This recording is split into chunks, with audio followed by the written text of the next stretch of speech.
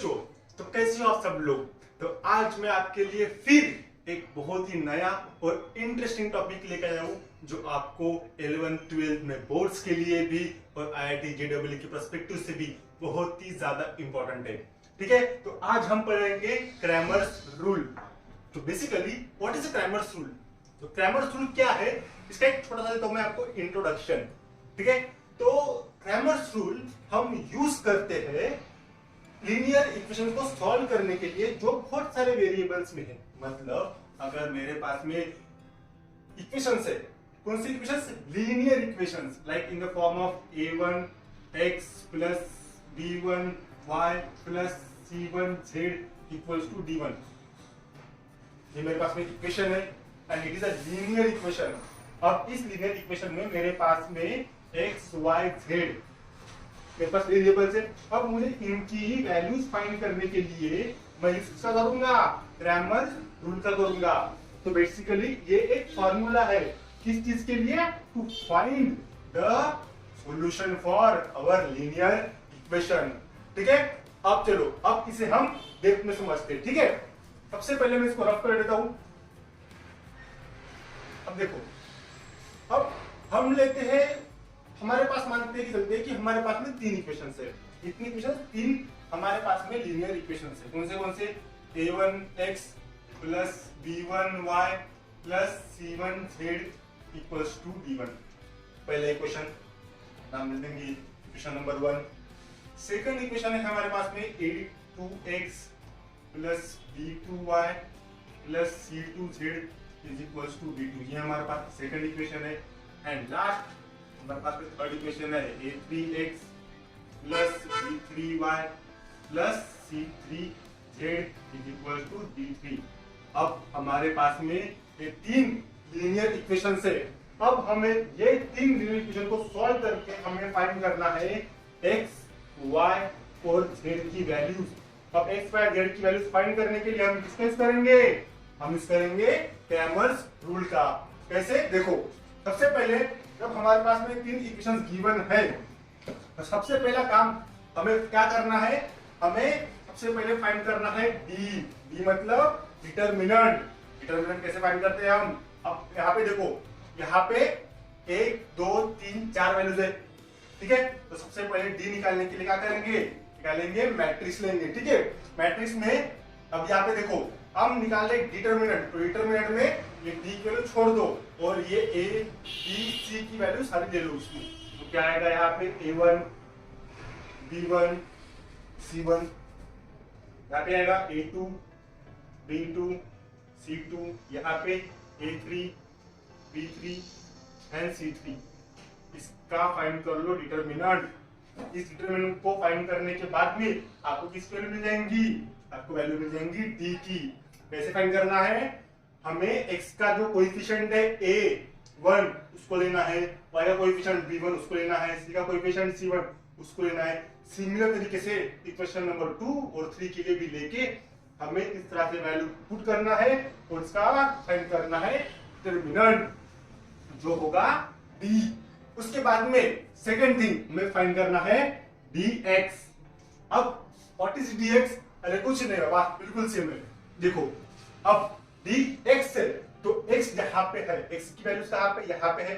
ठीक है, तो इसको हटाओ और ये जो d1 d2 d3 है इसको डाल दो और बाकी की वैल्यू एज इट इज। तो क्या आएगा dx मेरा, dx की जगह ये a1 a2 a3 को हटाओ और इसको डाल दो, क्या आएगा d1, फिर बाकी b1 c1 as it is, b1 c1 as it is, यहाँ पे d2, यहाँ पे b2 c2 as it is, यहाँ पे d3, यहाँ पे b3 c3 as it is आ गया। अब थर्ड सिमिलर वे में dy निकालना है। dy में क्या करेंगे, सेम करेंगे।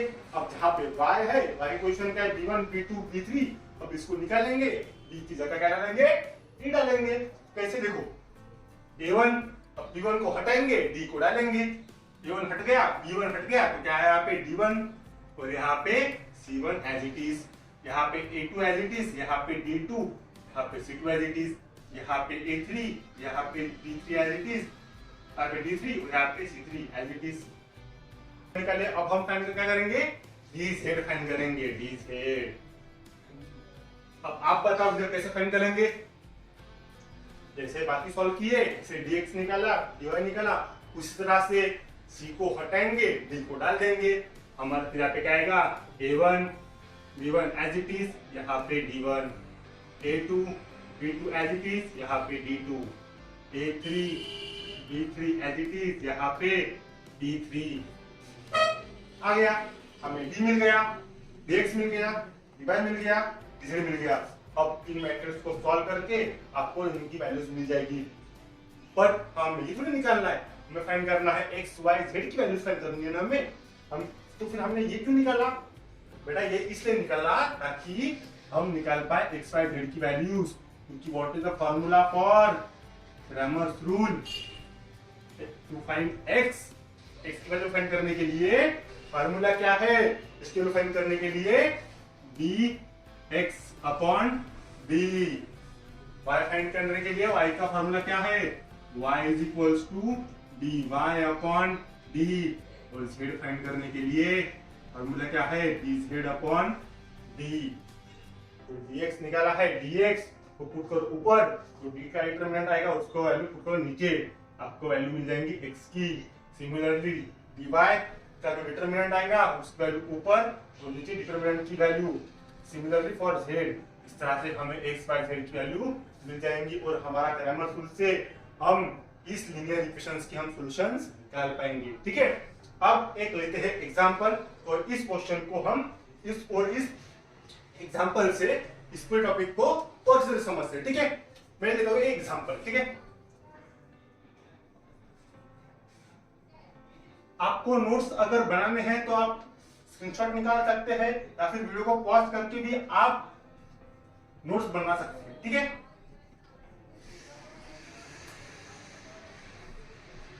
हाँ ठीक है, तो एक एग्जांपल लेते हैं। ठीक है, ठीक है, अब देखो हम इस एग्जांपल को सॉल्व करेंगे और इसे हम x y z की वैल्यू निकालेंगे। देखो यहाँ पे हमारे पास में लीनियर इक्वेशन है which is in 3 variables x y z।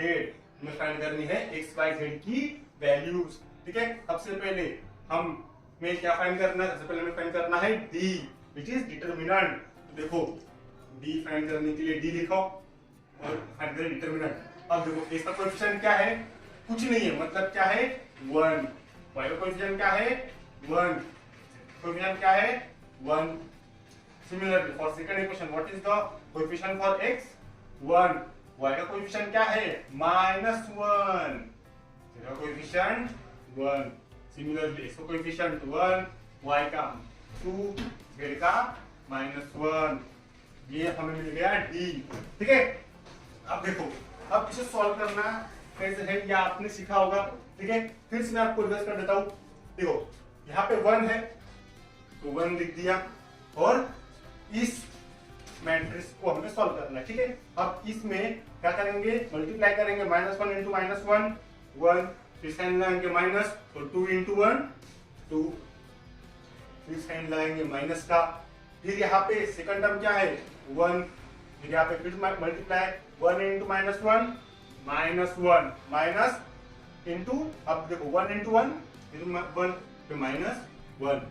ठीक है, नेक्स्ट प्लस की साइन और फिर थर्ड नंबर जो है 1, फिर मल्टीप्लाई क्रॉस मल्टीप्लाई 1 इंटू 2 2 2 और माइनस प्लस हो जाएगा 1 प्लस 1 और 1 इंटू 1 1, तो यहाँ पे माइनस और ये -1, जो minus sign as it is और 1 इंटू -1 -1। ठीक है, इसको सॉल्व करेंगे क्या आएगा 1 इंटू -1 -2 क्या आएगा -1, और यहाँ पे -1 -1 प्लस -1 -2, यहाँ पे प्लस 1 इंटू 2 माइनस प्लस तो 2 प्लस 1 क्या आएगा यहाँ पे -1 -1 इंटू -2 -1 इंटू -2 प्लस 2, यहाँ पे प्लस 2 प्लस 1 3 प्लस 3 क्या आएगा 2 3 प्लस 2 प्लस 3 5 5 माइनस 1 4, तो डी आपका क्या आया डी, तो हमें डी की वैल्यू मिल गई 4। तो यहाँ पे मैं लिख देता हूँ डी की वैल्यू क्या है हमारे पास में डी इज 4। अब सिमिलरली हम फाइंड करेंगे dx dy और dz। देखो अभी अब हम फाइंड करेंगे dx dy और dz।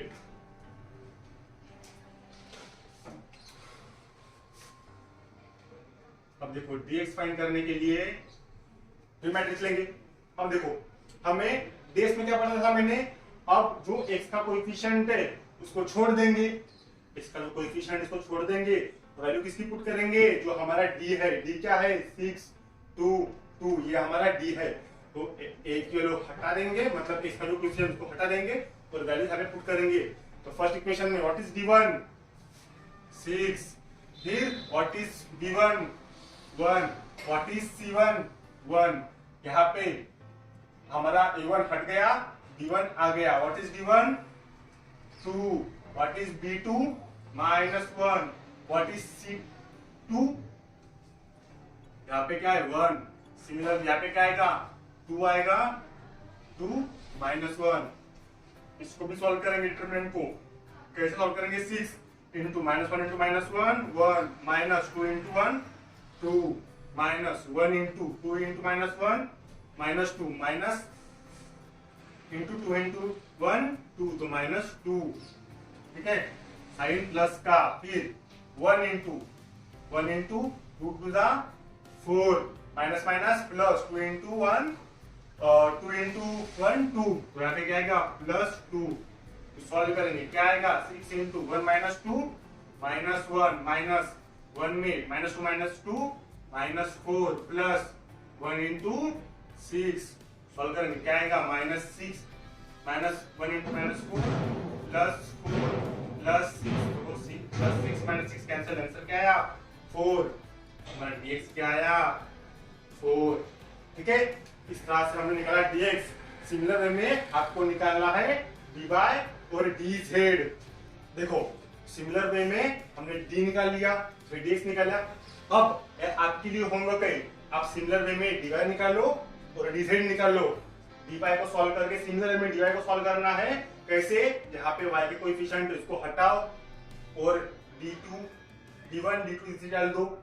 अब dz के लिए सिमिलरली z के कोएफिशिएंट को हटाओ और d के कोएफिशिएंट को डाल दो, ठीक है। फिर इस तरह से आपको dy मिल जाएगा और dz मिल जाएगा, ठीक है। तो अब हमें फाइंड करना है x y z वैल्यूज। मैंने क्या पढ़ा था formula x y z find करने के लिए, x फाइंड करने के लिए क्या होता है dx अपॉन d, हमारा dx कितना है 4, तो dd upon d, d what is d 4, तो 4 अपॉन 4 1, y फाइंड करने के लिए dy upon d, what is dy 8 upon 4 4 1 जा 4 2 जा, आंसर क्या आया 2। नेक्स्ट फाइंड करना है d, फाइंड करना है z, फिर फाइंड करना फार्मूला क्या है dz upon d, what is dz